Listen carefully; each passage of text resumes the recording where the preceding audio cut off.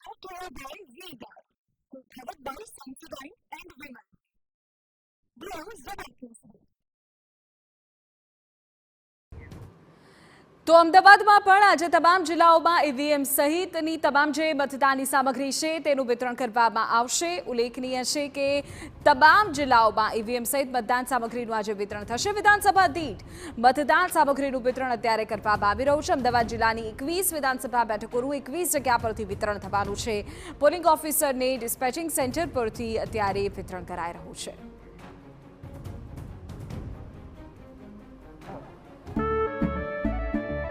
केसरिया धीमन जोगी थयूं रे दिल झूमे जुओ मत मस्त थयूं रे केसरिया धीमन जोगी थयूं रे हर पल मनाओ केसरी त्योहार विमल बोलो जुबान केसरी।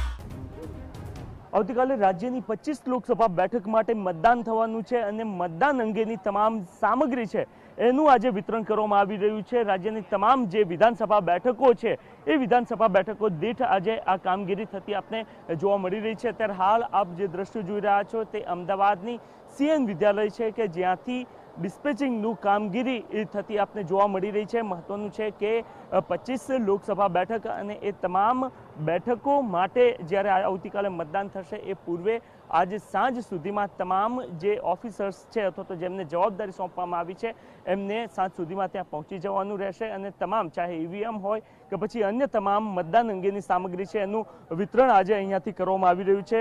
ઓફિસર્સ આપણી સાથે છે, એમની સાથે વાતચીત કરીએ। મેડમ, કયા પ્રકારની આજે કામગીરી થઈ રહી છે અને ખાસ તો વિશેષ સૂચના શું કંઈ આપવામાં આવી છે જેમને કામગીરી સોંપાઈ છે એમને? જી, લોકસભા સામાન્ય ચૂંટણી 2024 અંતર્ગત 7મી મેના રોજ જ્યારે મતદાન યોજાવાનું છે ત્યારે એના આગળના દિવસે 6ઠી મેના રોજ 44 એલિસબ્રિજ વિધાનસભા અંતર્ગત આજે સીએન શેઠ વિદ્યાલય ખાતે જે ડિસ્પેચિંગ સેન્ટર છે એની વ્યવસ્થા કરવામાં આવી છે। અહીંયા ડિસ્પેચિંગ સેન્ટર ખાતેથી જેટલા પણ મતદાન મથકના અધિકારીઓ છે જેમને ડ્યુટી સોંપવામાં આવી છે એમના રૂટ વાઇઝ સ્ટેશનરી કિટ અને ઈવીએમ લઈ અને બપોર પછી સુધીમાં એ લોકો મતદાન મથક પર પહોંચી જશે। આજે હીટ વેવ છે અને ગરમીની સિચ્યુએશન છે એને ધ્યાનમાં રાખીને આ વખતે થોડી અલગ પ્રકારની વ્યવસ્થાઓ કરવામાં આવી રહી છે, જેમાં અમે મતદાન મથકના જે કર્મચારીઓ છે એમના માટે અમે વેલફેર કિટનું આયોજન કર્યું છે, જેમાં એમના માટે સૂકો નાસ્તો અને ગ્લુકોન ડીના પાઉચીસ મૂક્યા છે। તદુપરાંત મેડિકલ કિટ પણ સ્ટેશનરી કિટ સાથે આપવામાં આવી છે, તેમાં તમામ એસેન્શિયલ પ્રકારની મેડિસિન્સ અને ઓઆરએસના પાઉચીસ મૂક્યા છે। મતદાન મથક પર જે કામ કરવાના છે એમને આજે રાત્રે રોકાણ કરવાનું હોય એમને સિચ્યુએશનને ધ્યાનમાં રાખીને અમે આ વખતે એક હાઇજીન કિટ પણ બનાવેલી છે। કોઈ વિશેષ સૂચના આપવામાં આવી છે આવતીકાલને લઈને કેવી રીતના ખાસ ધ્યાન આપવું કેવું કંઈ?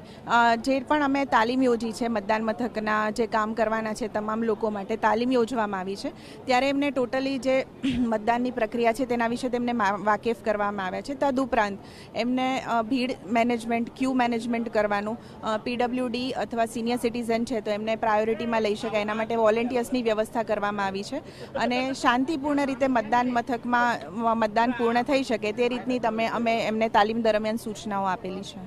તો તમામ જે કર્મચારીઓ છે એમની તાલીમ તો ઓલરેડી પહેલાથી જ પૂર્ણ થઈ ચૂકી છે, પરંતુ આજે જ્યારે અહીંયાથી વિતરણ કરવામાં આવી રહ્યું છે ત્યારે આવતીકાલે કઈ બાબતોનું એમને વિશેષ ધ્યાન રાખવાનું રહેશે એ સંદર્ભની અંદર પણ વિશેષ સૂચનાઓ આપવામાં આવી રહી છે।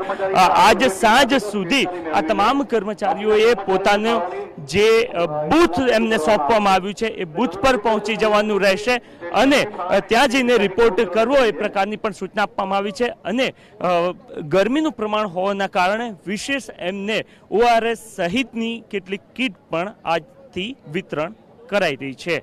મનીષ ત્રિવેદી સાથે નરેન્દ્ર રાઠોડ, TV9 અમદાવાદ।